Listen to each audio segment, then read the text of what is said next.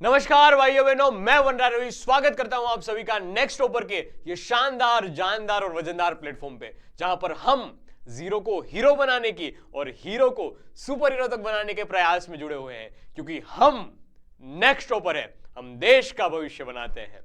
तो rapid revision की series में चैप्टर का नाम है थर्मोडायनेमिक्स। इसको वन शॉट के माध्यम से हमने पढ़ा हुआ है, पहले ही बहुत सारी बातें थी उसमें, बहुत सारे थियोरेटिकल बातें भी थी, केमिस्ट्री से जुड़ी हुई बातें भी थी, और सर हमने इसमें कुछ न्यूमेरिकल भी अच्छे वाले लगाए थे, याद है गोली भाई। लेकिन अब चाहते हैं कि इसको रिवीजन फॉर्म में 10 से 15 मिनट में ये पूरा का पूरा सेशन कवर किया जाए, पूरा का पूरा चैप्टर कवर किया जाए कि क्या था उस सेशन का, क्या था उस चैप्टर का निष्कर्ष। तो शुरुआत होती है सर इस चैप्टर की जीरोथ लॉ से, जीरोथ लॉ से। क्या कहता है जीरोथ लॉ कि सर पहला वाला तीसरे के साथ, तीसरा वाला दूसरे के साथ, तो ऑटोमेटिकली पहला वाला दूसरे के साथ क्या होगा? थर्मल इक्विलिब्रियम में होगा बेटा। क्या होगा? थर्मल इक्विलिब्रियम में होगा। थर्मल इक्विलिब्रियम का मीनिंग क्या निकल के आता है सर? यहां पर टेंपरेचर इक्वल होगा कि सर बता रखा है कि TA is equal to TC, दोनों थर्मल इक्विलिब्रियम में है, ठीक है सर। फिर बता रखा है कि TB is equal to TC, ठीक है, ये दोनों भी थर्मल इक्विलिब्रियम में, तो इनडायरेक्टली क्या हो जाएगा? इनडायरेक्टली भाइयों बहनों हो जाएगा TA इज इक्वल टू करके TB, ये दोनों भी थर्मल इक्विलिब्रियम में होंगे। ये कहानी कौन समझा रहा था? Zeroth law of thermodynamics. फिर ठीक है, कहानी आगे बढ़ी फर्स्ट लॉ ऑफ थर्मोडायनेमिक्स की ओर, जिन्होंने हमें समझाया कि सर कुछ तुम एनर्जी दोगे, तुम कुछ जो भी एनर्जी दोगे उसका कुछ हिस्सा है वो वर्क डन में कन्वर्ट होगा और कुछ हिस्सा है वो चेंज इन इंटरनल एनर्जी में कन्वर्ट होगा। ठीक है सर, ठीक है, बात हमने समझी। तो हमने सीखा कि भाई एनर्जी किस किस टाइप से दी जा सकती है, ठीक है। तो उसका फॉर्म हमने सीखा सर कि एक तो हमने थर्मल प्रॉपर्टीज ऑफ मैटर में सीखा था MS डेल्टा T या ML लेटेंट हीट या लेटेंट हीट ऑफ फ्यूजन, ठीक है सर, फ्यूजन और वेपराइजेशन दोनों की बात आ रही थी। तो सर या तो इस तरीके से दिया जा सकता है, और हम इस चैप्टर में ये भी समझने वाले थे, समझा भी था और लिख भी देता हूं साथ साथ कि क्या सर NCP डेल्टा T या NCV डेल्टा T या NCN डेल्टा T, ये डिफरेंट प्रोसेस के लिए CP, और CN लिखा जाता है। तो मैंने जनरलाइज फॉर्म लिख दिया Q is equal to NC delta T। क्या सर? C को बोला जाता है मोलर हीट कैपेसिटी। अब भी इसकी बात करूंगा, लेकिन पहले समझ ले क्या कहा जाता है, मोलर हीट कैपेसिटी। ठीक है सर, ठीक है सर। फिर इंटरनल एनर्जी का फॉर्म, इंटरनल एनर्जी याद रखिए स्टेट फंक्शन है। कैसा? स्टेट फंक्शन है। तो सर इसकी कोई भी ज्यादा दिक्कत वाली बात ही थी ही नहीं, सीधा फॉर्मूला क्या? NCV delta T। CV क्या होता है सर? CV होता था FR/2। F क्या होता है बताऊंगा अभी, डिग्री ऑफ फ्रीडम होता है, ठीक है, वापस आएगी ये बात, ठीक है sir. NCV delta T sir depend किस पे करता है? डिग्री ऑफ फ्रीडम, कि सर वो गैस का मॉलिक्यूल किस टाइप का होगा, और सर टेम्परेचर पे डिपेंड करेगा। इसकी सीधी डिपेंडेंसी किस पे है? टेम्परेचर पे डिपेंडेंसी है। अगर टेम्परेचर बढ़ रहा होगा तो पोटेंशियल एनर्जी जो इंटरनल एनर्जी वो बढ़ रही होगी, मतलब पॉजिटिव होगी, ठीक है सर। अगर टेम्परेचर घट रहा होगा तो सर डेल्टा T नेगेटिव, मतलब change in internal energy negative होगा। तो सीधी इसकी डिपेंडेंसी किससे है सर? टेम्परेचर पे है, ठीक है सर। तो ये टेम्परेचर का फंक्शन है। किसका फंक्शन है? टेम्परेचर का फंक्शन। टेम्परेचर बढ़ रहा होगा तो पॉजिटिव, टेम्परेचर घट रहा होगा तो नेगेटिव, ठीक है। अब वर्क डन की बात, ये तो शानदार बातें थी। इसका पूरा का पूरा डेरिवेशन किया था हमने 4 प्रोसेस के बारे में, हमने 4 प्रोसेस के लिए इसका पूरा का पूरा डेरिवेशन किया था।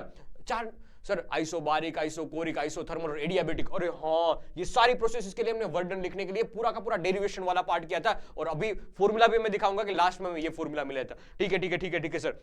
अब याद रख, केमिस्ट्री और फिजिक्स में डिफरेंस ये कि हम अंदर जाके देखते हैं कि क्या है, हम सिस्टम के अंदर बैठे हुए हैं। तो अगर हमें हीट दी जा रही है तो मजा आ रहा है सर, तो हीट अगर सिस्टम को दी जा रही है तो हम उसको पॉजिटिव मानते हैं, ठीक है सर। याद रख, मैं लिखता नहीं हूं, लेकिन याद रख, सिस्टम के अंदर बैठे हुए, बाहर से कोई हीट दे रहा है हमें अच्छा लग रहा है, ठीक है सर। और अगर हमारे अंदर से कोई हीट निकाल के जा रहा है तो हमें बुरा लग रहा है, तो नेगेटिव साइन आती है। तो जब अगर बताया जाए कि heat absorb by system, otherwise heat given to the system, तो सर पॉजिटिव आएगा। लेकिन बताया जाएगा कि sir heat release by system, system heat बाहर निकाल रही है, तो सर नेगेटिव लिखा जाता है। तो याद रखना ये बात, DQ कब पॉजिटिव आएगा, कब नेगेटिव आएगा, इसकी बात तुम्हारे दिमाग में होनी चाहिए। DQ कब पॉजिटिव आएगा और कब नेगेटिव आएगा, वो तुम्हारे दिमाग में बात समझनी चाहिए, चमकनी चाहिए। और DW क्या होता है सर? अगर हम कर रहे हैं तो मजा आ रहा है तो पॉजिटिव, तो work done by the system positive, work done on the system, work done on the system, हमारे ऊपर कोई काम कर रहा है, मजा आएगा ही नहीं भाई, हमें काम करना है, ठीक है सर। तो अगर work done on the system की बात आएगी तो नेगेटिव, और work done by the system की बात आएगी तो पॉजिटिव। ये कुछ ऐसे वर्ड होंगे जो क्वेश्चन में तुम्हें दिखेंगे, इसलिए पहले ही मैं सावचेत कर रहा हूं कि ये बात समझना कब पॉजिटिव कब नेगेटिव की बात आएगी। डेल्टा यू के लिए मैंने पहले ही बता दिया। कब पॉजिटिव आएगा सर? जब टेम्परेचर बढ़ रहा होगा। कब नेगेटिव आएगा? जब टेम्परेचर घट रहा होगा। DW के लिए ऐसा भी बोला जाता है कि अगर एक्सपांशन हो रहा होगा, अगर एक्सपांशन हो रहा होगा, कि वॉल्यूम बढ़ रहा होगा तो पॉजिटिव, अगर कंप्रेशन हो रहा है, वॉल्यूम घट रहा है तो नेगेटिव। ठीक है ठीक है ठीक है सर, बहुत सारी बातें मैंने साथ साथ ही इसमें समझा दी है। अब मैं बताता हूं कि ये लॉज कहां से बेसिकली आया था। तो देख उसमें कोई आपत्ति वाली बात तो नहीं, जो एनर्जी दी है वो कहीं ना कहीं वर्क डन में कन्वर्ट हुई या एनर्जी में, इंटरनल एनर्जी में चेंज ला दिया। तो ठीक है सर, ये एक तरह से देखा जाए तो कंजर्वेशन ऑफ एनर्जी हुआ। हाँ, इसमें हीट लॉस नहीं मानते। ठीक है सर, ठीक है ठीक है, तो हीट लॉस नहीं है, तो कंजर्वेशन ऑफ एनर्जी के बेस्ड है, सीओएमई के बेस्ड है। ठीक है ठीक है ठीक है सर, और कहानी आगे बढ़ती है और हम समझते हैं वर्क डन। मैंने अभी बताया ना 4 प्रोसेसेस, हाँ, तो चारों प्रोसेस के लिए वर्क डन का कैसे लिखा जाता है, तो मैंने वर्क डन भी लिख दिया, साथ साथ डेल्टा क्यू के बारे में बता दिया। आइसोबारिक के लिए, आइसोथर्मल के लिए, आइसोकोरिक के लिए और एडियाबेटिक के लिए। आइसोकोरिक में खास बात ये थी सर कि इसमें वॉल्यूम है वो चेंज नहीं होता है सर। dv0 तो वर्क डन 0। हो सर, तो अब देख dv0 तो वर्क डन 0। फिर सर देखा जाए आइसोथर्मल के लिए dt0, टेम्परेचर का चेंज क्या होता था 0। इसका पूरा का पूरा डेरिवेशन किया था मैं, वर्क डन का फॉर्मूला मिला था nRT ln v2/v1 या अदरवाइज p1/p2। हमें ये बात भी सीखी थी आइसोथर्मल के लिए। फिर कहानी आगे बढ़ी थी आइसोबारिक की ओर। आइसोबारिक मतलब सर चेंज इन प्रेशर 0, क्योंकि प्रेशर कांस्टेंट रहता था इस प्रोसेस के लिए। तो हमने सीखा था वर्क डन का formula nR v2/v1 otherwise nRT 2 - T1। ठीक है, यहां पर p v2 - v1। ठीक है ठीक है ठीक है सर, ये भी आसान बातें थी। एडियाबेटिक के लिए सर चेंज इन मतलब एनर्जी का चेंज, हीट ट्रांसफर इसमें नहीं होता, सडन वाली प्रोसेस, एकदम ब्लास्ट हो गया। अरे हाँ सर, तो इस टाइप पे एनर्जी का जो चेंज होगा, जो हीट ट्रांसफर वाली बात होगी, वो नेग्लिजिबल 0 होगी उस सडन प्रोसेस के लिए, उस छोटे इंटरवल के लिए, इसलिए dq0 लिखा जाता है। अरे हाँ सर, डेल्टा q0 लिख दिया हमने। वर्क डन का फॉर्मूला ये डिराइव किया था हमने। Work done is equal to sir ये लिखा जाता है nRT 2 - T1। इसके लिए खास बात क्या थी सर कि PV raise to gamma is equal to constant, ये खास बात थी। ठीक है सर, फिर आइसोकोरिक के लिए खास बात क्या थी sir, P/T is equal to constant. Isothermal के लिए प्रोसेस क्या थी, P1V1 is equal to P2V2। Isobaric के लिए खास बात क्या थी, V/T is equal to constant, V1T1 is equal to V2T2। अरे हाँ ठीक है ठीक है ठीक है ठीक है सर, ये फॉर्मूले थे और वर्क डन के फॉर्मूला हमने डेरिवेट किए थे। याद कर, ये तेरी किताब में तू है ना, खुद से लिखने की कोशिश करना। पहले तो यहां से चेप रहा है तो ठीक है, लेकिन खुद से एक बार लिखने की कोशिश करना कि क्या तुम्हें याद है कि नहीं है। अगर याद है तो फिर सीधा इस फॉर्मूले पे चला जा। किस वाले फॉर्मूले की बात कर रहे हो sir, delta Q is equal to करके डेल्टा यू प्लस करके वर्क डन। ठीक है सर, वर्क डन वाला पार्ट आपने निपटा लिया था, पहले ही निपटा लिया था वर्क डन वाला पार्ट। अब समझ कि डेल्टा यू क्या लिखा जाएगा, डेल्टा क्यू लिखा जाएगा। सर जब प्रेशर कांस्टेंट होगा तो delta Q is equal to NCP वाला टर्म लिखा जाता है, जहां मैंने लिखवाया था ना एनसी डेल्टा टी। अगर प्रेशर कांस्टेंट से प्रोसेस हो रही है तो सीपी आएगा, अगर वॉल्यूम कांस्टेंट से ये बात हो रही है तो यहां पर क्या आ जाएगा, सीवी आएगा।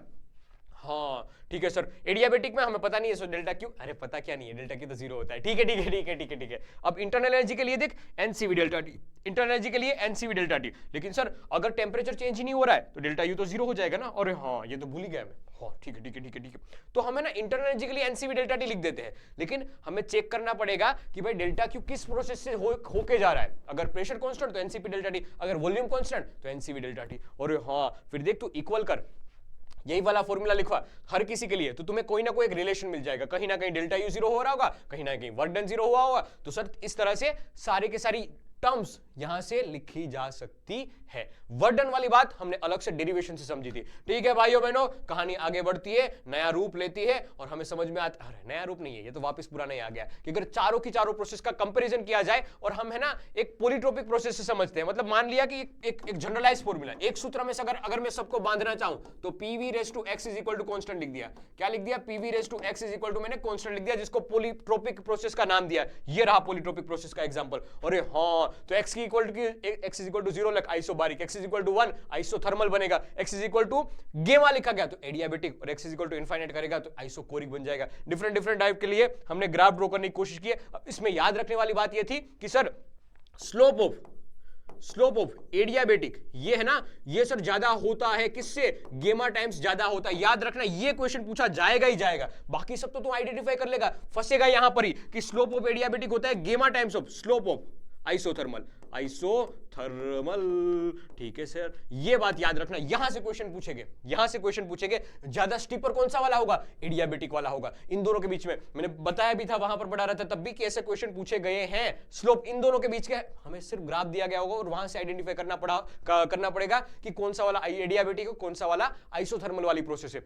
सर, तो स्लोप जिसका ज्यादा होगा, बढ़ने में या घटने में, कंप्रेशन में या एक्सपेंशन, दोनों में से कोई सा भी प्रोसेस हो, लेकिन स्लोप जिसका ज्यादा होगा वो कौन सी वाली होगी, वो एडियाबेटिक एडियाबेटिक टाइप की होगी। अरे हाँ ठीक है ठीक है ठीक है सर। और कहानी आगे बढ़ती है, नया रूप लेती है। नया रूप अभी भी नहीं आ रहा है, वही मैंने बीच में नहीं बताया था आपको कि सी क्या होता है, सी क्या होता है। तो सी के बारे में डेफिनेशन लिखिए कि NC डेल्टा टी, सी का फॉर्मूला बना है delta Q by N, number of moles और डेल्टा क्यू। तो डेफिनेशन ऐसी बोली जाती है कि ना सर, एक मोल के लिए टेम्परेचर का चेंज अगर 1 डिग्री सेंटीग्रेड बढ़ाना है तो जो हीट रिक्वायर्ड होगी उसको बोला जाएगा मोलर हीट कैपेसिटी। लो कर लो बात, ठीक है सर। अगर प्रोसेस है वो कांस्टेंट प्रेशर पे की जा रही होगी तो सी को हम सीपी बोलेंगे। अगर कोई प्रोसेस है वो कांस्टेंट वॉल्यूम से की जा रही होगी तो सी को हम सीवी बोलेंगे।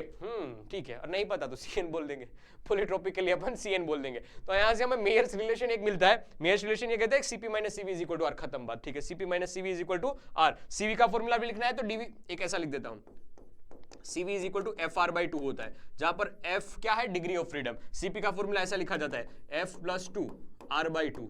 ओहो सर, ये भी क्या फॉर्मूला है, ये डिग्री ऑफ फ्रीडम से रिलेटेड फॉर्मूला है, डिग्री ऑफ फ्रीडम से रिलेटेड फॉर्मूला है, ठीक है sir. F by 2 R by 2, ठीक है सर। डिग्री ऑफ फ्रीडम से रिलेटेड फॉर्मूला है सर। ये जनरलाइज फॉर्मूला है सीपी माइनस सीवी का। यहां से क्वेश्चन एक बार बना था इसलिए मैंने साथ साथ लिखवा दिया। एक्स क्या है, अभी मैंने पॉलीट्रोपिक प्रोसेस में जो समझाया ना वही है एक्स, ठीक है सर, ठीक है। अगर देख मिक्सचर ऑफ गैस की बात की जाए जो आपस में रिएक्ट नहीं करते तब की बात है, तो सीपी मिक्सचर ऐसा लिखा जाएगा, CV mixture NCV1 plus NCV2 अपन करके N1 प्लस N2। CP1 के लिए सर CP मिक्सचर के लिए NCP1 प्लस करके NCP2 अपन करके N1 प्लस N2। गेमा मिक्सचर क्या होता है, गेमा को बोला जाता था गैस कांस्टेंट, गेमा गैस कांस्टेंट, ठीक है। पीवी रेस टू गेमा नहीं आया था, अरे हाँ सर, ये लिखा जाता है सीपी बाई सीवी के फॉर्म में। तो सीपी मिक्सचर अपन करके सीवी मिक्सचर, ये याद रखना, क्या सीपी मिक्सचर अपन करके सीवी मिक्सचर। अरे हाँ ठीक है ठीक है ठीक है ठीक है ठीक है ठीक है ठीक है भाई, इसमें कोई आपत्ति हमें नहीं है। फिर एफ की बात मैंने अभी की थी ना, तो एफ क्या होती है, एक्चुअल में एफ होती है सर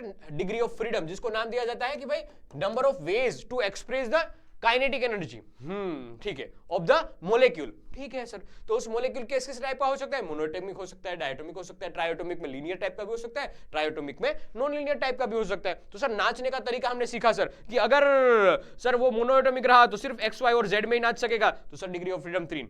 अगर डायटोमिक है सर तो वो नाचेगा, अगर ऐसे ऐसे दौड़ेगा तो एक्स वाई और जेड में चल सकता है, और सर ऐसे घूमने की बात आएगी तो 2 एक्सिस में घूम सकता है, ठीक है सर। एक एक्सिस इसमें से जो पास होगी वहां पर उसका मोमेंट ऑफ इनर्शिया कुछ अच्छा खासा नहीं मिलेगा, तो 3 + 2 लिखा जाएगा। सेम बात यहां पर आ जाएगी, 3 + 2 5 हो जाएगा, ठीक है सर। और यहां पर सर अगर नॉन लीनियर टाइप का है तो सर तीनों डायरेक्शन में वो घूम भी सकता है और नाच भी सकता है, ठीक है सर। 3 + 3।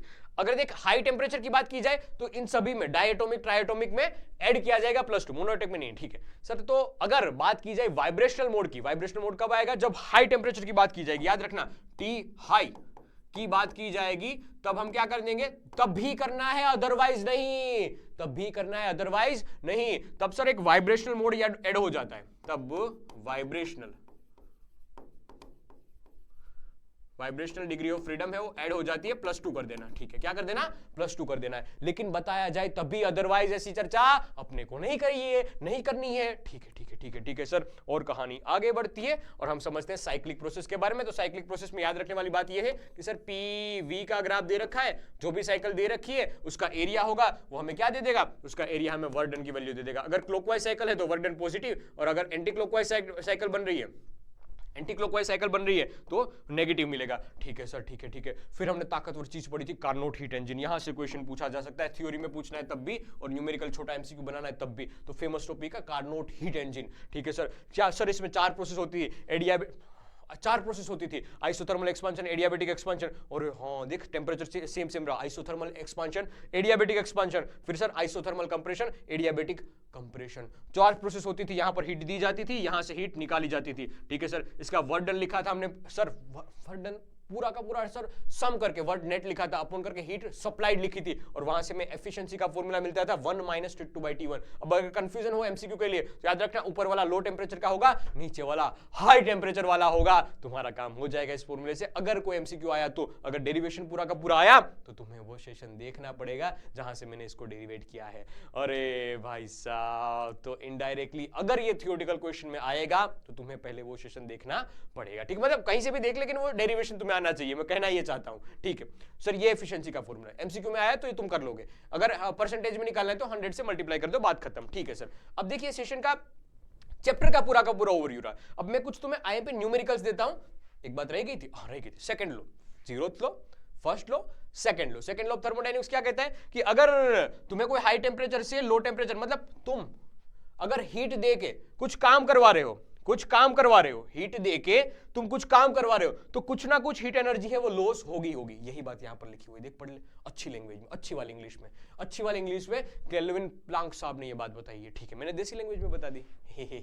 ठीक है सर, अगर तुम हीट सप्लाई कर रहे हो तो वर्डन तो होगा 100%, लेकिन सर वो वर्डन 100 में कन्वर्ट नहीं हो जाएगा, मतलब पूरा का पूरा हीट है वो वर्डन में कभी कन्वर्ट नहीं होगा, उसमें कुछ ना कुछ एनर्जी का व्यय होगा, वेस्ट होगा, लॉस होगा। ठीक है सर, वो Q2 लिखा हमने। अगर इसकी उल्टी बात कि अगर तुम्हें लो टेम्परेचर से हीट निकाल के हाई टेम्परेचर पे भेजनी है तो ऐसे ही नहीं जाएगी, नहीं, तुम्हें इसके लिए कुछ कार्य करना ही पड़ेगा, जीरो नहीं होगा वो कार्य, तुम्हें कुछ कार्य करना ही पड़ेगा। इसलिए लिखा गया है देख ग्रीन कलर से कि तुम्हें कुछ कार्य करना पड़ेगा, तभी तुम लो टेम्परेचर से हाई टेम्परेचर को एनर्जी दे सकते हो, क्योंकि कुदरत क्या चाहती है, हाई टेम्परेचर वाला जो बॉडी होगी वो लो टेम्परेचर वालों को देगी। यहां पर कहानी उल्टी होगी तो तुम्हें उसके लिए कुछ ना कुछ कार्य करना पड़ेगा, कुछ ना कुछ वर्क करना पड़ेगा। यही स्टेटमेंट किन्होंने बताया, सेल्सियस स्टेटमेंट के नाम से जाना जाता है, सेल्सियस साहब ने बताया होगा। अरे हाँ ठीक है। तो ये था चैप्टर का पूरा एक ओवरव्यू जो हमने उस सेशन में पढ़ा था, उसको मैंने 10 से 15 मिनट में कवर करने की कोशिश की है। अब मैं तुम्हें कुछ आईएमपी न्यूमेरिकल देता हूं कि जो तुम्हें करने हैं, तो पहले इसका स्क्रीनशॉट ले। अगर ये न्यूमेरिकल तो लगा पा रहा है तो बात सही है कि हाँ सर ये सेशन मतलब ये चैप्टर वर्थ इट है। ठीक है, तुमने मतलब कर लिया है, ये मान सकते हो। तो ये कुछ आईएमपी वाले क्वेश्चन है जो तुम्हें करने ही करने हैं। ठीक है, एक ये कहानी और आगे बढ़ती है, स्क्रीनशॉट ले ले, 1 2 3 4 1 2 3 4 1 2 3 4 1 2 3 4। ठीक है, 2 और ये 3। ठीक है, साइक्लिक प्रोसेस का क्वेश्चन है, ले ले पूरा का पूरा स्क्रीनशॉट। तुम्हारे एनसीईआरटी से ही क्वेश्चन है, तुम्हारी एनसीईआरटी में से ये क्वेश्चन लिया गया है। कहानी खत्म, पैसा हजम, सेशन का करते हैं स्वाहा।